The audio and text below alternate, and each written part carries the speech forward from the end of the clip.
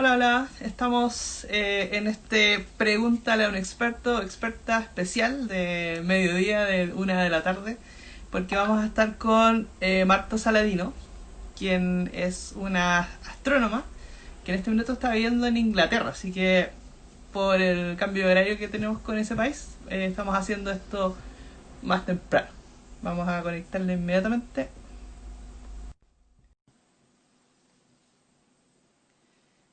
Ya, estamos esperando de que se haga la conexión. Hoy día tenemos un tema muy interesante, el sistema solar. Yo sé que siempre hay muchas preguntas sobre el sistema solar, de hecho tenemos un montón ya para comenzar, pero a medida que ustedes vayan teniendo preguntas también las pueden ir dejando como comentarios. Hola, ¿cómo estás? Hola, bien, gracias. Perdón, ya estaba aquí esperando en Instagram y apagué todas las notificaciones en todos lados. Ya, muy bien hecho en todo caso, yo debería hacer lo mismo. Muy bien, ya aquí. Oye, qué bonito el cuadro que tienes atrás, es un planiferio. Es la posición de las estrellas. Qué bello, qué bello. Bueno, Es un regalo de nuestros amigos en cierto día. qué bien. Oye, de repente se me para tu video, pero me dijiste que estaba cerca del modem de todas formas, ¿cierto? Ah, no te escucho. Háblame un poquito para ver si funciona. Mm, Somos desconectados. Ahora sí, háblame para ver si te escuché. Escucho. No sé si tú me veas y me escuchas. Ahora sí, ahora sí. Te había Ok, quedado no te veo, detenido ¿eh? por un momento que quedó detenido todo. Bueno, como les iba contando, hoy día tenemos un tema muy interesante que es el sistema solar. Hay muchas preguntas ya que nos han llegado por redes sociales, pero si ustedes les van surgiendo preguntas también entre medio, pueden ir diciéndonos por comentario. Nuestro estudiante de doctorado, Camilo González, también está, como siempre, conectado ahí, atento a anotar las preguntas que ustedes vayan teniendo en nuestro documento con todas las preguntas. Así que yo creo que ya podemos empezar. Tenemos harto que hablar. Primero que nada, bueno, contarles que Marta Saladino, ella es astrónoma, es astrofísica. Está en este minuto viviendo en Cambridge, en Inglaterra, y está de freelance, ahí dedicándose también mucho a la divulgación. Está trabajando en un proyecto que se llama Chesapeake Science, que justamente releva el rol de las mujeres en ciencia.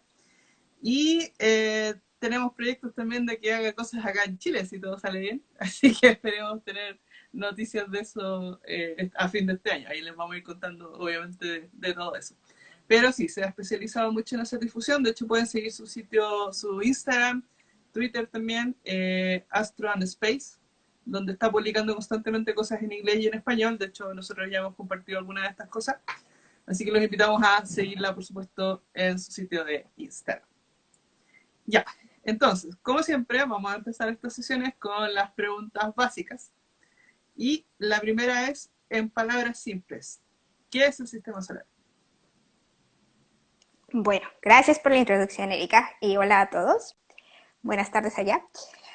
Bueno, el sistema solar, en palabras muy simples, es el sistema o conjunto de cuerpos que orbitan a nuestro Sol. Y todos ellos están unidos por gravedad. Eso es en palabras simples lo que es el sistema solar. Muy bien. La verdad que uno nunca se pregunta esas cosas. Creo que hubiese tenido que pensar un montón de rato para dar una buena respuesta. Bueno, la segunda pregunta es porque los temas que hablan los especialistas acá siempre son temas que eligen ellos mismos. Entonces la pregunta es, ¿por qué te interesa hablar del sistema solar? El sistema solar siempre me ha gustado. Y la razón para ella es que creo que conociendo el sistema solar, explorándolo, podemos entender mucho acerca de nosotros, cómo se formó nuestro planeta y cómo llegamos nosotros, cómo surgió la vida en la Tierra. Y yo creo que también estudiando algo que tenemos tan cerca, teniendo los planetas, nuestro Sol tan cerca, si los conocemos, entonces podemos expandir nuestros horizontes y también poder explorar y conocer o tener idea de lo que podemos esperar en otros sistemas planetarios alrededor de otras estrellas. Así es, sí, es muy interesante en realidad el tema. A mí me gusta mucho pensar en otros planetas, en otros mundos, y es genial. Y la verdad que nuestro sistema solar ya es bastante interesante por sí solo. Se te desmayó el teléfono, me pasó lo mismo el otro día. Sí, perdón, No hay problema. me atoré con el cable. Bueno, la primera pregunta que tenemos, de las que nos llegaron por redes sociales, justamente habla de lo que acabas de mencionar, y es, ¿cómo se formó el sistema solar? Bueno, para poder contestar esta pregunta nos tenemos que ir muchísimos años atrás. Y cuando digo muchísimos son miles de millones de años. Hace 4.600 millones de años es cuando creemos que todo pasó. Y todo comenzó con una nube. Esta nube estaba hecha de gas y de polvo. A estas nubes, que es donde nacen las estrellas, se les conoce como nubes moleculares porque están formadas por moléculas con dos átomos de hidrógeno. Entonces, esta nube estaba tranquilamente en algún lugar del espacio. Estas nubes son gigantes. Para poder cruzar una de ellas, aún viajando a la velocidad de la luz, nos tomaría como unos 5 o 6 siglos. Entonces, son tan grandotas y tienen tanto gas y tanto polvo que de allí se pueden formar muchas estrellas. Lo que pasó con esta nube es que algo, no sabemos qué, pero creemos que una estrella que estaba muriendo en la distancia la despertó de alguna manera. Cuando las estrellas que tienen masas mayores a 8 veces la masa de nuestro Sol mueren, lo hacen de forma muy explosiva, muy violenta, y mueren en forma de supernova. Entonces, esta explosión, ¿querías decir algo, perdón? No, no, te estoy escuchando. Esta, esta explosión generó una onda que llegó hasta la nube molecular en donde se formó nuestro Sol y también nuestros planetas. Entonces, la nube comenzó a contraerse, todo el material empezó a caer y se formaron seguramente muchísimas nubes y de una de ellas es de donde nació nuestro sistema solar. Entonces, todo este material, gas y polvo comenzaron a caer hacia el centro, se empezaron a apilar y entonces la temperatura incrementó. Y la temperatura siguió incrementando e incrementando mientras más material caía y caía. En algún momento hubo demasiado material en el centro y por esta razón las orillas de la nube se achataron hasta que formaron básicamente como un disco o un pancake. Okay. Entonces, ¿perdón? No, no, dale, perdón. Sí les llaman pancake ahí en Chile, ¿verdad? Sí, panqueque, panqueque. Ok, un panqueque. Entonces, en el centro teníamos material cayendo que cada vez se calentaba más y más porque, bueno, se estaba apilando. Es como cuando ustedes se meten tal vez al metro o a un autobús en hora pico, toda la gente genera demasiada temperatura y empieza a hacer mucho calor. Bueno, en este caso también, el gas y el polvo empezaron a apilarse y la temperatura incrementó. Y en el panqueque, había material también, el panqueque, este disco, comenzó a girar. Y seguía comiendo más y más material de este disco. Hasta que la temperatura incrementó tanto que básicamente el hidrógeno, el gas que estaba cayendo al centro de esta nube, comenzó a quemarse. Y en ese momento es cuando nació nuestro Sol. Después, ¿qué es lo que pasó con los planetas? ¿Cómo se formaron? Bueno, los planetas se formaron con el material que sobró en este disco. Y para esto les tengo que decir que el Sol ocupó básicamente 99.8% del material que había. 99. Entonces, del 0.2% se formaron los planetas, las lunas, los asteroides. Okay. Bueno, ¿y cómo se formaron? Se formaron porque había muchísimos pedacitos de polvo, piedritas, y comenzaron a apilarse unas con las otras. Es como cuando ven ustedes en las caricaturas que alguien va corriendo y de repente se forma una pequeña nube de nieve tal vez, y conforme gira la bola de nieve va haciéndose más y más y más grande. Bueno, lo mismo pasó con los planetas. Y todos aquellos cuerpos que no crecieron lo suficiente, se transformaron en lunas, en asteroides, en cometas y en planetas enanos. Ya, bueno. Y bueno, así es como nació nuestro sistema solar. Ya, perfecto. Entonces está primero esta bola gigantesca que es el Sol en el medio y alrededor quedaron estas bolitas más pequeñitas, los planetas, de todos tamaños, digamos, de ellas se fueron. Sí. Ya, muy bien. Exacto. Yo creo que quedó claro. Espero que sí. De hecho, estamos haciendo una campaña de descripciones de imágenes para hablar, para poner textos alternativos para las personas con discapacidad visual, así que yo creo que te vamos a pedir aquí ayuda también a que nos describan objetos. Sí, Vi una fotografía que compartiste de la luna Ya. y también del sol. Ajá. Y quería mandar algo, pero después dije, ay, no, como que creo que no sé cómo explicar No esto. sé. Pero sí, igual y te puedo ayudar. Queremos ver muchas ideas para ir juntando como lo mejor de todas. Así que, por favor, dale, mándame. Y ustedes, los que están escuchando también, mándenos sus ideas de cómo describir estos objetos pensando en alguien que nunca los ha visto. Porque de ahí queremos sacar esas ideas, como te digo, ya nos han llegado algunas bastante bonitas. Así que vamos a ir armando algo que sirva para todos. Ok, Ya, te mando mis ideas. muy bien. Entonces, la otra pregunta que viene, en Ujú. realidad es una pregunta compleja, dice, ¿cuántos cuerpos astronómicos existen en el sistema solar? Mi respuesta corta es un montón. Muy bien. Y bueno, depende de lo que quieras medir, ¿cierto? Tenemos planetas solamente hay 8, tenemos una estrella, nuestro Sol al centro, y después tenemos también muchos cuerpos pequeños. Muchos de los planetas tienen lunas y también existe el cinturón de asteroides.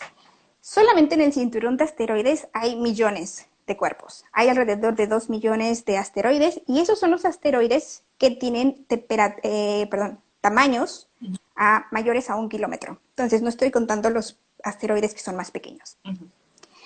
Y luego también tenemos algo más allá de la órbita de Neptuno. Bueno, tenemos los planetas menores, los planetas enanos, pero tenemos más allá de la órbita de Neptuno cuerpos que nunca no llegaron a formar planetas, que están en algo que se llama el cinturón de Kuiper. Así como hay un cinturón de asteroides entre Marte y la Tierra, también hay un cinturón más allá de la órbita de Neptuno llamado el cinturón de Kuiper.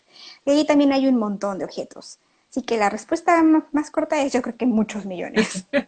Ok. Sí, no es como que tengamos un conteo de todo lo que hay, pero sí, claro, No. dependiendo del tipo de objeto, se vuelven demasiados. Y aparte siguen descubriendo nuevos objetos. Había una pregunta que era ¿qué haces cuando descubres un asteroide, por ejemplo, en dónde lo puedes reportar? Así que igual la podemos contestar ahora. La pueden reportar en la página de la Unión Astronómica Internacional. Ahí hay un formato que les dice que pueden llenar y que les pregunta qué fue lo que descubrieron y es una pequeña guía. Ya, muy bien. Qué bueno. Está, en realidad, claro, esas cosas no se saben muy bien, pero sí, tienes razón, se van descubriendo cada vez más cosas. Mientras se tiene más tecnología, más personas mirando, más tiempo de observación, etcétera. Oye, que hay una pregunta muy buena. Dice, ¿cómo obtuvieron su nombre los planetas? ¿De dónde sacaron esos nombres? Para responder esta pregunta, creo que también tenemos que viajar otra vez en el tiempo, pero ya no miles de millones de años, solamente a la época de los griegos y de los romanos. Ellos tenían, no tenían contaminación lumínica como ahora nosotros, así que podían observar bastante bien las estrellas en el firmamento. Y ellos reconocieron que había ciertas estrellas a las que ellos les llamaron estrellas errantes. Estas estrellas eran básicamente, se movían, por eso les llamaban errantes. Y ahora tenemos que saber que estas civilizaciones eran politeístas, es decir, tenían muchos dioses, adoraban muchos dioses, y ellos creían que estos dioses eran los que regían todo lo que pasaba en la Tierra. Entonces les dieron nombre a estas estrellas errantes de los dioses que ellos tenían.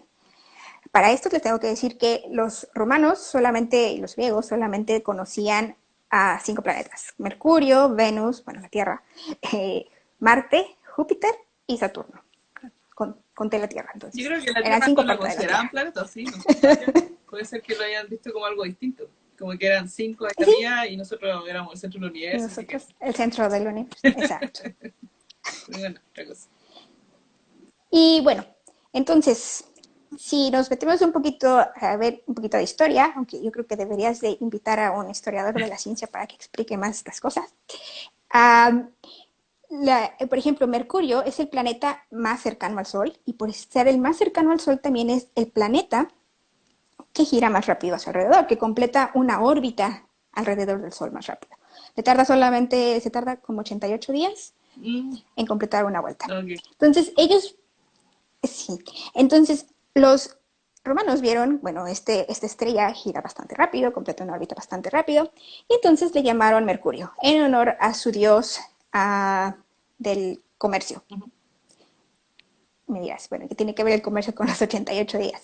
Bueno, este dios también era un dios mensajero, porque tenía un casco y unas sandalias que tenían alas, lo que le permitía a este dios desplazarse rápidamente de un lugar a otro.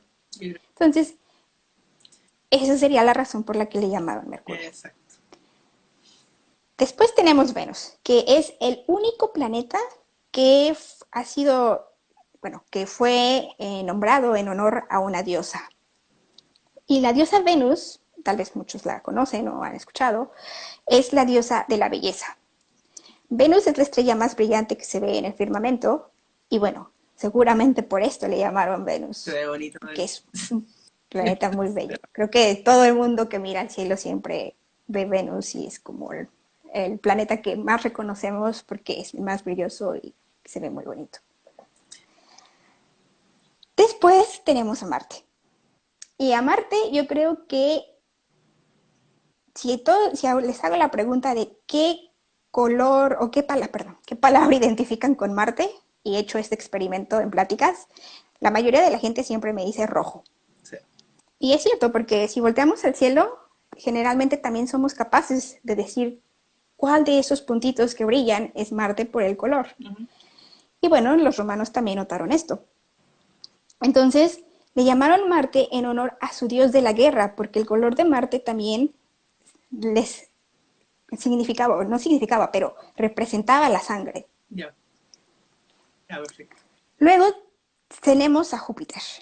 Júpiter, y ahí yo creo que necesitamos una explicación de alguien que sepa un poquito más de historia de la ciencia. ¿Mm?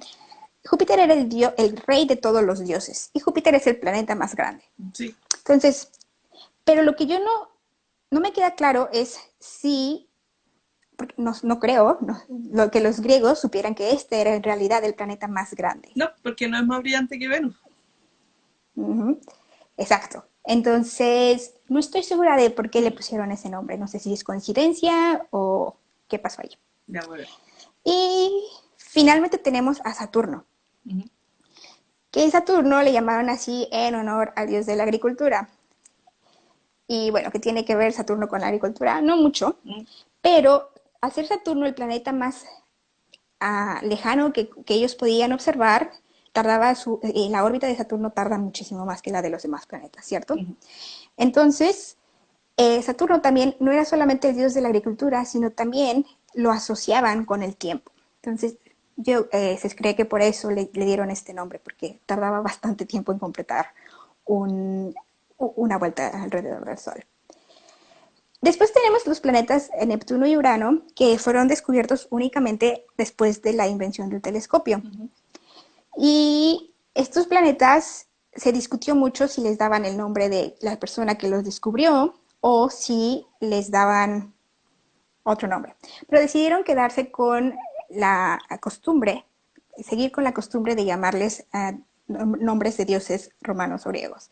Entonces, Urano es llamado con el nombre del dios griego de los cielos, y Neptuno es llamado con el nombre del dios romano de los mares, porque tiene un color bastante azul muy bonito y brillante. Sí, es verdad. Y bueno, esa es la historia de los nombres de los planetas. Sí. Bueno, Plutón también agarró nombre de Dios. El de Sí, los... porque pues todavía era Plutón y Eris, creo, porque cuando descubrieron a Eris, al principio también lo llamaron planeta. Ah, ya, perfecto. Bueno, sí, en realidad la mayoría de los objetos tienen nombres de las mitologías griegas y algunos también de obras de Shakespeare. Igual hay una variedad por ahí interesante. Pero sí, no cualquiera le pone su nombre a un planeta en realidad. No, bueno, ahora los exoplanetas han invitado a gente a darles nombres, pero incluso son nombres referentes a cultura, ¿cierto? De verdad, es cierto. Gente con asteroides, sí hay. Yo conozco una amiga acá de Valenzuela que es nuestra experta en meteoritos acá en Chile y ella tiene un Ujú. asteroide con su nombre, así que eso sí. Eso sí puede pasar. Oye, Los cuerpos más pequeños no hay problema. Hay tantos que no hay ningún problema. no creo que me den una mira alguna vez, pero no importa, estamos bien. Ya mira, acá preguntan, sobre todo siguiendo hablando de los planetas, ¿qué características hacen que un planeta se considere como tal y no se considere, por ejemplo, un planeta enano? Los astrónomos son los que deciden eso. Eh, y hace 14 años y 3 días fue cuando decidieron sacar a Plutón del escenario y decidir que solamente había 8 planetas en nuestro sistema solar. Y de hecho, creo que toda la discusión empezó con Eris, porque Eris es un planeta o un planeta menor, enano, perdón, que está más allá de la órbita de Pluto, entonces lo habían llamado el planeta 10, y que de hecho está un poco más, es más grande que Pluto, entonces Ya. ahí fue cuando empezó toda la discusión de a qué debemos considerar planeta. Ya, culpa de Eris entonces. Oye, Sí. nos preguntan, claro, nos preguntan dónde pueden enviar sus preguntas, coméntenlas justamente acá en la transmisión y las vamos a estar leyendo, Camilo las va a estar anotando en nuestro documento de preguntas. Continuamos. Sí. Entonces, todos los astrónomos que se reunieron en 2006, decidieron cuáles eran las 3 condiciones que los cuerpos tienen que cumplir para poder ser planetas. La primera es que estén orbitando una estrella. Bueno, Pluto está orbitando una estrella, está orbitando al Sol, no hay ningún problema. Ya. La segunda condición es que tienen que tener suficiente gravedad, tienen que ser suficientemente masivos y tener suficiente gravedad para poder ser redonditos. Y bueno, Pluto también tiene suficiente gravedad, es redondito, porque lo que tienen que hacer es como jalar, usar su fuerza para jalar todo el material hacia su centro, por eso tiene la forma esférica. Y la tercera condición es que tienen que haber limpiado o barrido su órbita de otros objetos. Y esto quiere decir que no pueden como tener órbitas otros objetos, ellos tienen que ser gravitacionalmente dominantes. Entonces, si ellos son dominantes en su órbita, nada más los puede influir. Pero Pluto no tiene esto. A Pluto está constreñido en su órbita por Neptuno y también hay muchos objetos del cinturón de Kuiper, que les dije hace rato, que también están a su alrededor. Entonces, por estas razones, Pluto no puede ser planeta y ahora solamente cae en la categoría de planeta enano. Sí, bueno, siempre ha habido discusión y muchos sentimientos al respecto, pero en realidad es una clasificación que a Pluto no le importa cómo lo clasifique. La armaron aquí entre nosotros y es una cosa súper Pluto ni práctica. enterado de nosotros. Clasificar es súper práctico porque una categoría te dice muchas cosas de un objeto, entonces los planetas enanos son distintos. La verdad que yo por lo menos, yo amo a Plutón, de hecho en nuestro Facebook tenemos a Plutón como nuestro novio. Así como el novio de Discusión En Astronauta, relación con Astro UDP. Plutón. Así que sí lo amamos. Pero no importa que sea como lo clasifiquen, da lo mismo. Bueno, entonces, bueno, y la pregunta que sigue tiene toda la relación con esta, dice, ¿cuántos planetas enanos existen en el sistema solar? 5. Ya, ok. Que uno es Pluto, Ujú, el otro es Eris. Después tenemos a Ceres. ujú. Ceres, de hecho, es un planeta que está entre la Tierra y entre Marte. Ujú. Después tenemos no estoy segura si estoy diciendo el nombre correcto, Ujú. Makemake. Parece que sí, me suena bastante que era así. Quizás falta una letra, pero no lo sé. Se supone que el nombre viene de alguna deidad de la isla de Pascua. Vale, vale. Y después tenemos a otro planeta cuyo nombre no me acuerdo. Haumea. Ya, me suena así como de cultura. Sí, dice que es el tercer más grande. Haumea, Es Makemake el que dijiste, es el tercer más grande de los planetas enanos luego de Eris y Plutón. Sí, sí. Y Haumea también es otro de los planetas enanos. Sí, muy bien. Probablemente hayan más y todavía no los descubrimos. sí, muy probablemente. Estoy diciendo Pluto en lugar de Plutón, ¿verdad? Perdón. Sí, pero no tan diferente. Y Vesta, Vesta no. ¿no? Vesta no es un planeta enano. Ya. Tiene otra clasificación entonces. Sí, creo que a todos los cuerpos que no son planetas les llaman planetoides y ahí caen asteroides, planetas enanos también. Ya, perfecto. Bueno, sí, de repente incluso esas clasificaciones no son tan fáciles de entender o distinguir unas de otras. Eso estuvimos hablando también para el Día del Asteroides, a fines de junio. Ahí todavía es complejo todavía definir ese tipo de cosas. Ya, vamos a seguir con las preguntas, están muy buenas. Dice la siguiente, ¿cómo es que la misma gravedad provoca la elipse de los planetas? Esta es una pregunta bastante compleja. Ah, vamos a viajar un poquito en el tiempo otra vez. Kepler fue quien se dio cuenta de que los planetas no estaban en un círculo, sino daban vueltas, su órbita era elíptica. ¿Cómo se dio cuenta de esto? Bueno, él era asistente de Tycho Brahe. Tycho era un astrónomo, astrólogo, alquimista danés, que durante toda su vida coleccionó e hizo catálogos muy grandes de observaciones astronómicas. Para esta época, el sistema ptolemaico existía y también el sistema copernicano, pero Tycho Brahe creó su propio sistema, que básicamente era unión de los dos sistemas, del sistema copernicano y del sistema ptolemaico. Entonces, lo que Tycho tenía era que la Tierra era el centro del universo, pero los planetas sí giraban alrededor del Sol, solamente que el Sol giraba alrededor de la Tierra. Entonces era como circulitos en circulitos en circulitos. Y para eso también tienen que saber que todos los filósofos de la época, desde época griega, siempre creían que todo giraba en órbitas circulares porque el círculo se creía era una divinidad. Claro. Era la forma más perfecta que existía en el universo. Entonces, Kepler siempre quiso las observaciones de Tycho, pero Tycho nunca se las quiso dar porque temía que las utilizara para demostrar que la teoría copernicana era correcta. Entonces, cuando muere Tycho Brahe, a Kepler hereda todas sus notas, todas sus observaciones, y entonces empieza a trabajar. Y él siempre también él creía que todo tenía que moverse en círculo. Entonces, siempre intentó como que hacer que las observaciones correspondieran a un círculo. Pero resultó que no, que realmente él se dio cuenta de que todas las órbitas de los planetas seguían órbitas excéntricas. Entonces serían elipses. Elipses como así. Y entonces postuló las tres leyes de Kepler. La primera es que los planetas se mueven alrededor del Sol en una órbita elíptica con el Sol en uno de sus focos. Y esto inspiró a Newton después para postular sus leyes que explicaban de manera general cuál era el movimiento que seguían no solamente los planetas, sino básicamente, cómo se mueve toda la materia. Entonces, Newton explicó, lo que hizo fue básicamente desarrollar ecuaciones.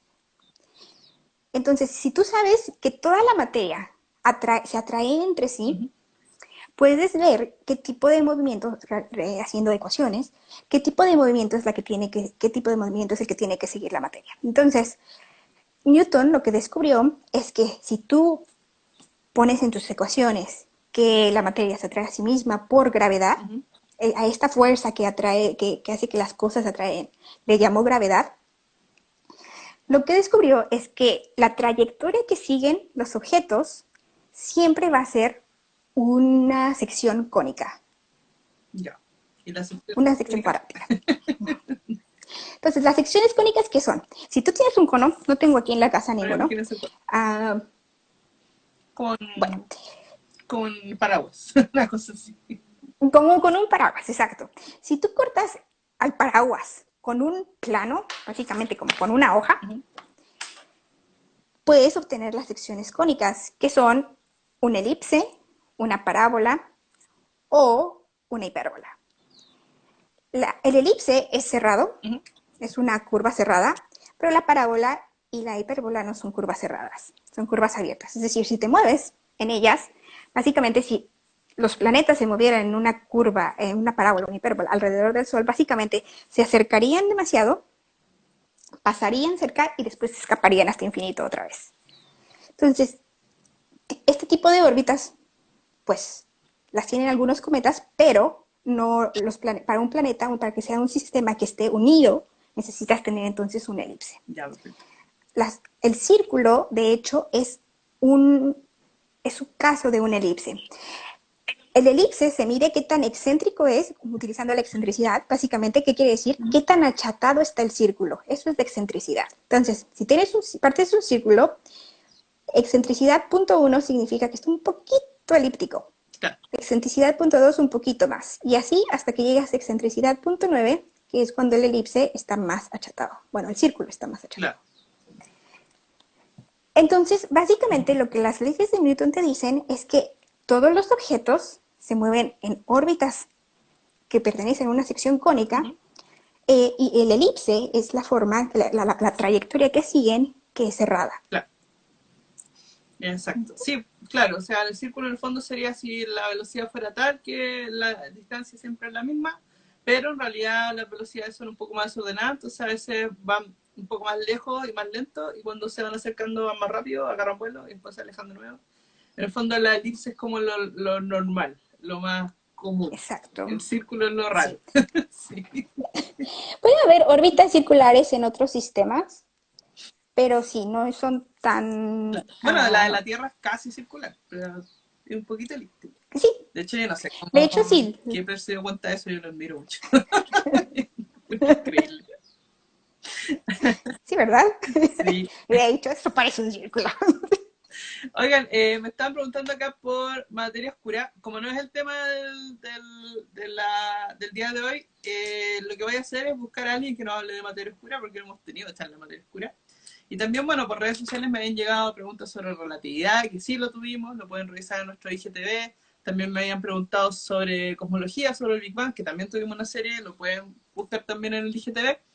Pero si quieren más temas, igual me los pueden mencionar ahora, yo lo voy anotando y buscando gente ahí con quien hacer más. Igual tenemos ya preguntas a un experto hasta fines de septiembre, pero obviamente podemos seguir contratando personas que no, porque estas conversaciones son súper divertidas, así que obviamente que vamos a seguir. Bueno, acá hay justamente una pregunta que no lo explica la pregunta, pero tiene que ver con el hecho de que la órbita de Mercurio es bastante elíptica y además hace un movimiento que se llama precesión, supongo, porque pregunta cómo se explica la órbita que tiene Mercurio. Bueno, para los que no saben, lo voy a dibujar, pero soy muy mala dibujando en papel, ¿eh? Ya me veo. Entonces, los planetas, como les dije, se mueven en órbitas elípticas. Aquí le exageré, pero para que se den una idea y también para que vean lo feo que dibujo.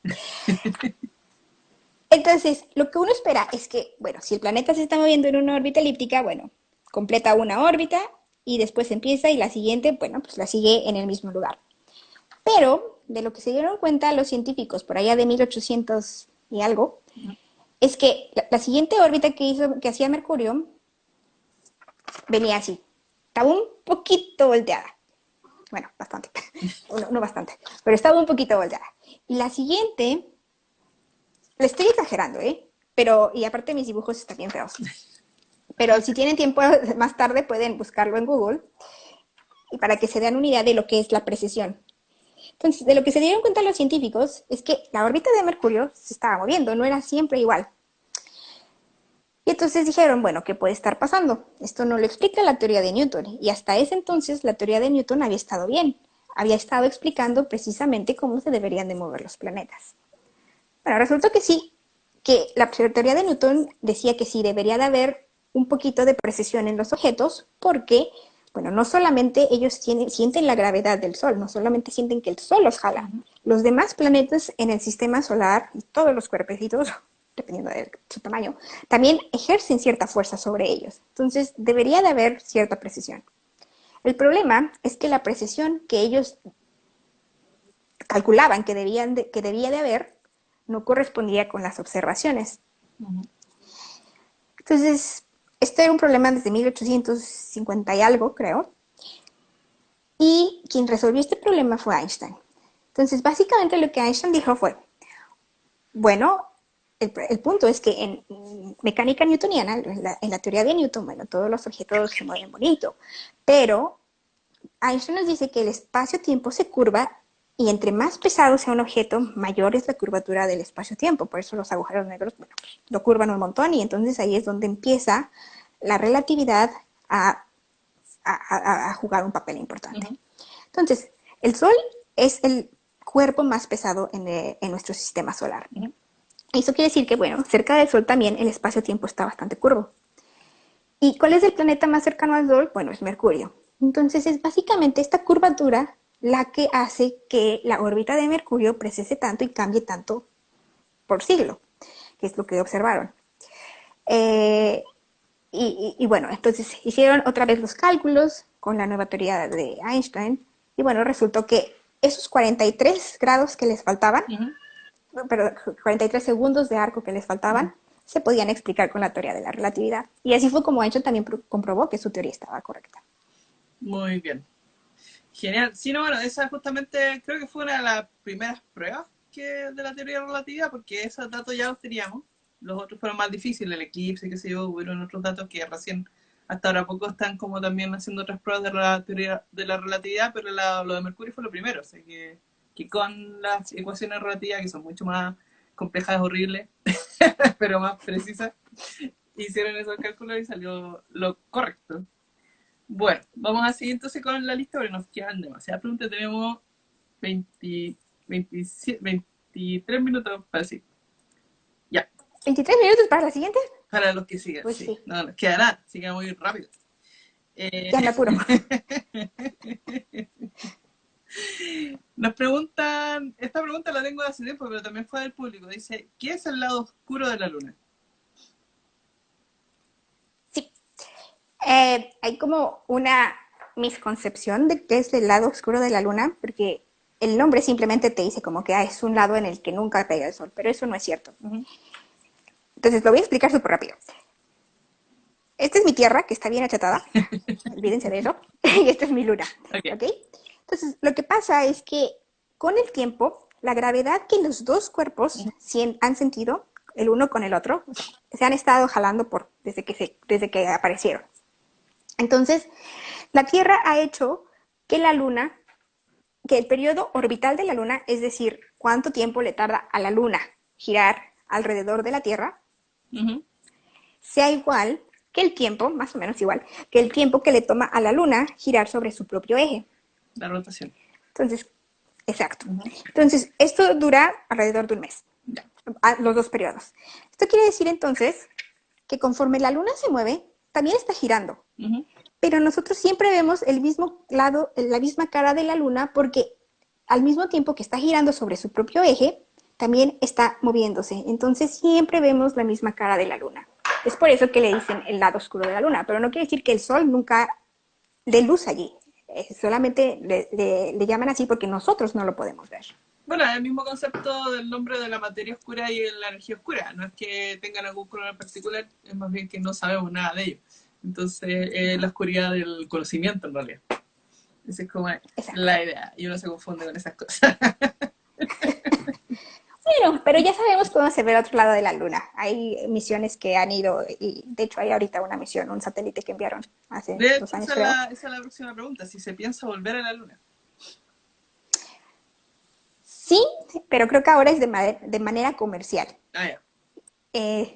Creo que hay planes por SpaceX de comenzar a hacer turismo lunar. Creo que hay un plan para que por ahí de los próximos años salgan las primeras personas allá. Pero también hay planes de poner algún tipo de estación en la Luna, ya sea que esté orbitando o algo, para que los planetas, se piensa, hay planes de ir a Marte, para que puedan allí como que llegar a cargar más combustible e irse. Ya, perfecto. Sí, es una estación entre medio. Ya. Bueno, sí. La siguiente pregunta era más o menos la misma, así que la que viene justamente tiene que ver con Marte. ¿Cuándo llegaremos a Marte? Así nomás, directo. ¿A qué hora llegamos? Por ahí. Bueno, yo no sé, pero algunos valientes, por ahí del 2030 se supone que es el plan de poder llegar a Marte. Ya. Sí, yo creo que esa es la respuesta más corta. Hay que ver si las tecnologías lo permiten. Claro. Sí, porque ahí llegar a Marte lo difícil es salir de Marte en realidad. Yo creo que eso es... Las primeras generaciones que lleguen van a morirse allí porque no va a haber manera de regresar. Qué fuerte. Qué fuerte, digo, ya me despido de la vida en la Tierra, chao. Y irse a ir a Marte. Acá en el norte de Chile, en el desierto de Atacama, se hacen muchas pruebas de los vehículos que después mandan a Marte. Y aún así el desierto de Chile es agradable al lado de Marte, pues Marte no tiene aire, tiene muy poca presión, eh, la máxima temperatura son 20 grados, todo el resto es muy frío. Entonces, realmente es algo serio irse a vivir a un lugar donde tú no puedes salir a aire libre, tienes que estar siempre encerrado en cápsulas y cosas así. Ujú. Así que sí, es fuerte la idea. E imagínate las primeras personas que lleguen, porque no va a haber absolutamente nada. Exacto. Para las generaciones que vienen, igual y ya puede haber un poquito de tecnologías y cápsulas mejores o lo que quieras, pero las primeras personas Gracias. van a tener problemas. Sí. Bueno, las otras preguntas que yo tenía también están relacionadas con eso de si podríamos ir a vivir a Marte. Claro, hay planes, no es fácil. ¿Cuánto tiempo nos demoremos en instalarnos allá? No sé. Eh, es como es un tema complejo realmente más de lo que uno piensa, pero sí hay gente pensándolo en serio. O sea, claramente en algún minuto va a Sí. pasar.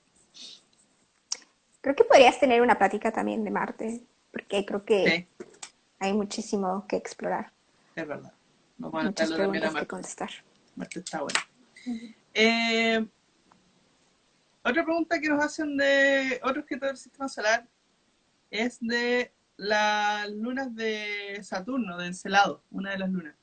Dice, Cassini logró descubrir agua congelada en una de las lunas de Saturno, Encelado. ¿Hay información respecto a la composición, densidad y características de esta superficie? Sí, Cassini descubrió que puede haber un mar de agua salada escondido abajo de la cobertura de la luna. Y sí, hay un paper, hay un artículo científico que se llama, um, bueno, tienen que saber que, bueno, hay esto, pero en el Polo Sur se supone que hay compuestos orgánicos y también hay dióxido de carbono y no sé cuántas cosas, pero hay un artículo que se llama Composition and Physical Properties of Enceladus. Es de 2005 ¿Ya? y el primer autor es Robert H. Brown. Ya, perfecto. Ah, y ahí sí hay más información de las cosas que se han... Porque no creo que haya habido alguna zona que baje hasta Encelado, ¿no? Es como que la observan desde lejos. Sí, pero ahora, justo por estos descubrimientos que han hecho Cassini y otros, por ejemplo, Voyager también descubrió que Neptuno, la luna Tritón, también tiene como compuestos orgánicos que podrían ser precursores de vida. Ahora hay como más, um, eh, ¿cómo se ¿Más dice? información? Statements. Bueno, hay mucha información. Hay como que ahora sí como que los científicos están intentando mandar misiones para estudiar solamente estos lugares donde podría haber vida Ya, o la vida podría desarrollarse. ya, más razones específicas para mandar una misión así que baje, que haga Eso era experimentos, lo que quería que decir. ve. Ya, muy bien. Sí, suena muy interesante. Que claro, en realidad la cantidad de dinero que cuestan estas misiones uno no puede hacerlo así porque, ay, vamos a ver qué. Como que hay que tener buenas razones para pensar que hay algo que ir a ver. Pero bueno, será interesante en realidad todo lo que puedan descubrir. Va a pasar tiempo, claro, para que esto suceda, pero vamos a estar esperando. Sí, pero ahora hay como razones para querer explorar estos lugares. Claro que sí. La otra pregunta también es una pregunta interesante. Dice, ¿el ser humano llegará a planetas tan lejanos como Urano o Neptuno? ¿Y qué se necesitaría para lograrlo? Urano y Neptuno son dos planetas que son gaseosos, se llaman los gigantes helados, supongo que esa es la traducción al español. Y están hechos también de gas, como Júpiter y Saturno. La composición es diferente, pero también son planetas muy fríos. Las temperaturas son extremas y bastante frías. Entonces, creo que aún cuando visitaras estos planetas, no había manera de aterrizar en ellos porque son planetas gaseosos de cualquier manera. Sí tienen hielo, pero son bastante fríos, no tienen como una atmósfera, una superficie en la cual puedas aterrizar. Claro, Y creo que antes de poder ir a esos planetas necesitamos llegar al menos como a la Luna o a Marte para poder conocer las condiciones que después que se necesitarían para poder hacer viajes más largos. El otro problema también es que a Voyager le tomó alrededor de una década llegar a estos planetas Y bueno, si ya 8 meses en una nave para llegar a Marte es demasiado para transportar comida y también para cómo afecta psicológicamente a los astronautas, creo que llegar a estos planetas tan lejanos es todavía más riesgoso. Y yo creo que en lugar de estos dos planetas, pues como te dije hace rato, Tritón es una luna en la que se supone que hay estas como geysers, Ujú. en los que se supone que hay compuestos orgánicos, entonces creo que hay más probabilidad de llegar a una de las lunas que a estos planetas que son bastante hostiles. Ya, perfecto. Claro, sí, de todas formas están demasiado lejos. De hecho, Urano creo que está a 20 unidades astronómicas del Sol, Neptuno a 30, y por ejemplo de aquí a Marte, de la Tierra a Marte hay 0,5 unidades astronómicas. Entonces estamos hablando de 60 veces más lejos, de 40 veces más lejos. Estamos hablando de distancias bastante grandes en realidad. Y, y sí. Sí, Eh, lo que mostró la película Ad Astra no es tan cierto. no la he visto. No quiero, entonces. Muy bien. Aquí hay otra pregunta que nos llegó también por redes sociales hace poco. Dice, ¿qué es el hipotético planeta 9 y por qué nació esta idea? Ok, allá por el 2015 salió este artículo científico que causó muchísima especulación o muchísimo movimiento en la comunidad astronómica porque hipotetizaban que debería de haber un planeta, al que llamaron 9, Ujú. del tamaño de entre la Tierra y Neptuno. ¿Ya? Tendría que estar su tamaño entre los tamaños de estos dos planetas. Y que su órbita debería de estar tan alejada del Sol que para completar una órbita alrededor del Sol le debería de tomar entre 10.000 a 20.000 Wow. años. A Neptuno le toma 165 años, 160 y algo. ¿Ya? Imagínense, 20.000 años es un montón. Y bueno, ¿por qué surgió esta idea? Hay un problema con ciertos cuerpos que tienen órbitas bastante grandes. Ujú. Los cuerpos que están más alejados del Sol ¿Ya? tienen órbitas muy raras. Uno de los problemas es que sus órbitas están bastante alineadas en cierta dirección, lo que es muy raro porque deberían de ser aleatorias. Ya, ok. Y también, bueno, es que tienen órbitas que son súper largas. Entonces, los científicos empezaron a preguntarse, bueno, ¿qué podría ser? ¿Qué es lo que hace que estos planetas tengan estas órbitas tan raras? Ujú.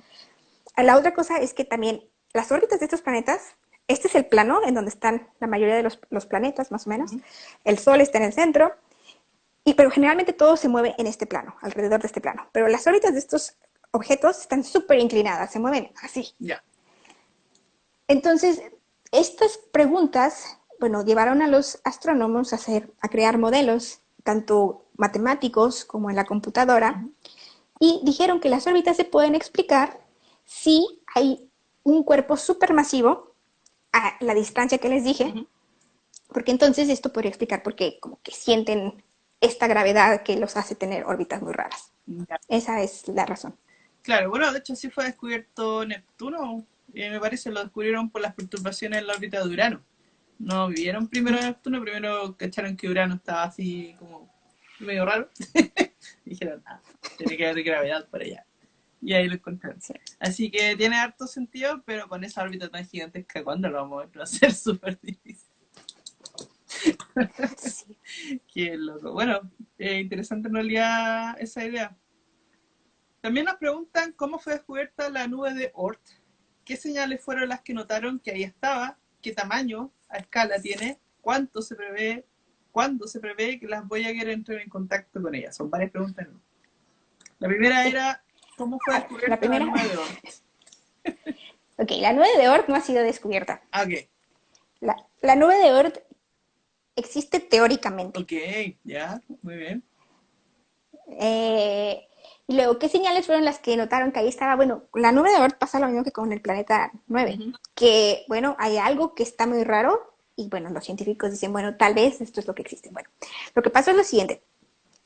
Hay cometas que se llaman de corta duración y planetas que se llaman de larga duración. Los De, planetas de corta periodo, de duración, largo, ¿sí se llama? largo periodo y corto periodo, ¿puede ser? Ah, eso, Ya, eso, ok. ya. Sí, eso. Long period and short period, sí. Bueno, los de periodo corto están, dan vueltas alrededor del Sol sin ningún problema, pero hay planetas cuyas órbitas deberían de ser tan grandes que deberían de venir de otro lugar. Y no solamente eso, estos planetas, los cometas cuando se van acercando al Sol, están compuestos de hielo y gas, de gas helado básicamente. Entonces, y de polvo. Cuando pasan cerca del Sol, se les forma una coma que es una atmósfera porque se están vaporizando. Básicamente de lo que están hechos se vaporiza y forma esta como atmósfera alrededor de los cometas, que es lo que podemos ver. Bueno, pues resulta que sí, estos cometas han pasado muchísimas veces aquí por millones de años, ya se habrían vaporizado, pero sin embargo siguen llegando cometas. Entonces, Oort y también un astrónomo de Estonia llamado Ubik postularon que tal vez todos estos planetas venían de algo llamado la nube de Oort, que era básicamente como una bodega de cometas, que está esférica, está alrededor del Sol, y los planetas aquí no se sabe cómo se formaron, pero hay muchas teorías. Una de ellas dice que, bueno, son simplemente las obras que quedaron de cuando se formó el sistema solar. Esa es una de las teorías, hay más. Y entonces, cuando de repente algo los perturba, viajan y entran al sistema solar y tienen estas órbitas casi parabólicas. Ya. ¿Cuál era la otra pregunta? Sí, bueno, como fue descubierta, ya nos dijiste que no ha sido descubierta, es como una hipótesis en realidad, y le pusieron su nombre, muy bien. ¿Qué señales fueron las que notaron que ahí estaba? ¿Serían estos cometas de largo periodo, justamente? ¿Qué tamaño a escala tiene? El tamaño. Una unidad astronómica es la distancia que hay entre la Tierra y el Sol. Y esta nube de Oort estaría entre 2000 a 2000 unidades astronómicas del Sol, que es un montón. Entonces hice unas matemáticas rápidas y si estoy bien, a ver si se puede dar una idea. La nube de Oort también es súper larguísima, porque si empieza a 2000 unidades astronómicas, terminaría por ahí de 100.000 unidades astronómicas, gigante. Uy.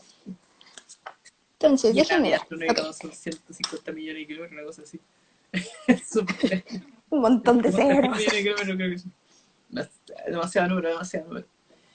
No, A ver, si el Sol... Ajá. Yo leí una Bueno, vez les iba a hacer... que la nube de Oort llegaba hasta un año luz. ¿Será así? ¿Será tanto?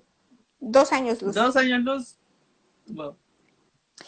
Mire, si el Sol fuera del tamaño de un chicharito y lo ponemos en la ¿Una Plaza de semilla? Armas en Santiago, ajá, como una Ya semilla, que... algo muy chiquito, no sé cómo le digan a pi, un pi, bueno, lo ponemos en la Plaza de Armas de Santiago, la nube de Oort iniciaría a 2 kilómetros, que sería por allí de donde está la Chascona, el museo en la casa de Pablo Neruda. Sí, que está a los pies del Cerro San Cristóbal. Wow. Exacto. Si Google Maps no me mintió, esos son los 2 kilómetros. Y ahí es donde empezaría la nube de Oort si el Sol fuera súper chiquito y lo dejamos en el centro de la Plaza de Armas.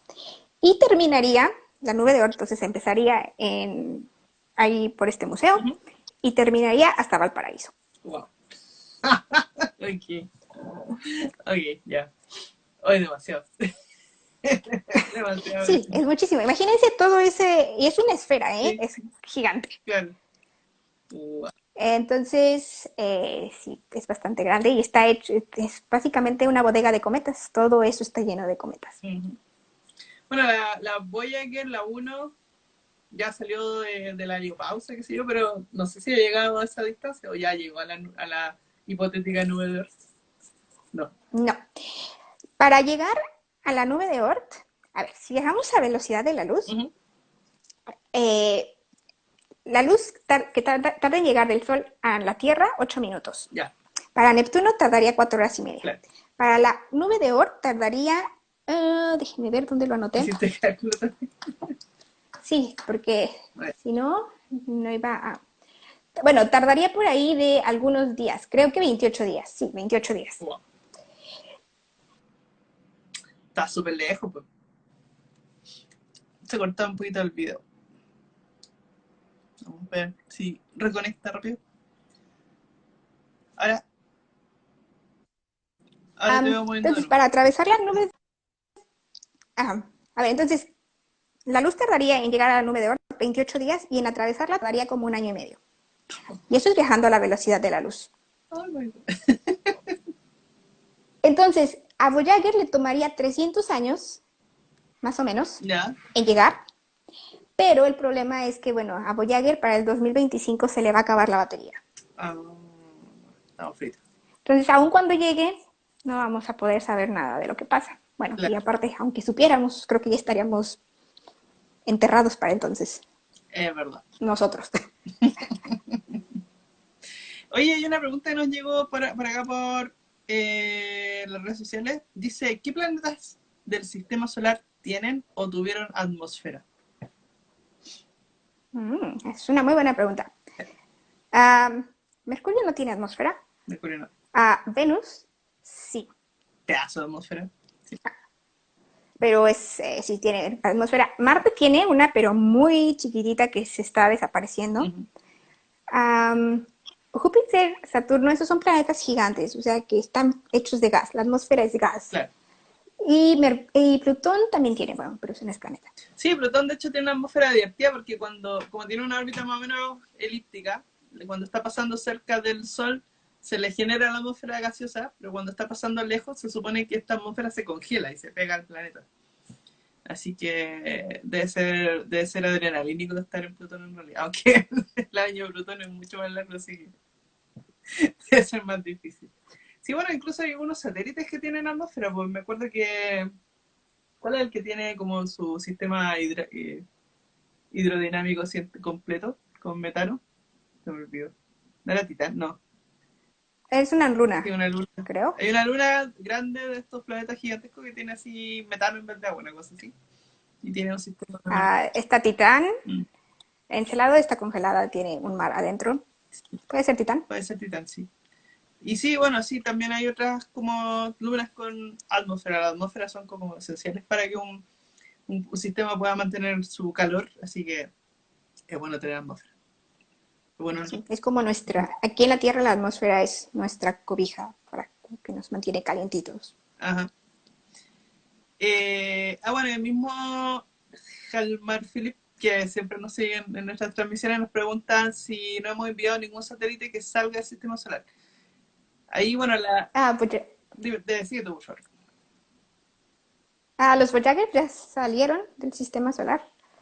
Sí, claro, ahí está el concepto de qué significa salir, porque la nube de Oort es hipotética, pero lo que se llama la heliopausa, que es como el lugar donde el Sol deja de tener efecto en términos de radiación, eso ya lo atravesó la Voyager, así que se podría decir que desde ese punto de vista ya salió.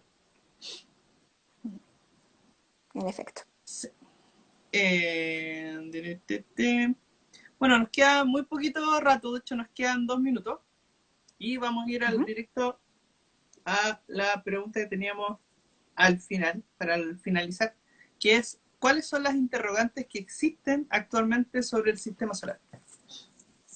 Un montón. Yo creo que si se dieron cuenta durante toda la plática, les dije creemos, pensamos. Creo que hay muchísimas preguntas sobre el sistema solar que aún no sabemos. Una es la de Planeta 9, ¿existe, no existe? ¿Lo podemos observar? Uh-huh. ¿O que hay algún otro sistema que es el que está causando estas órbitas tan raras de los planetas?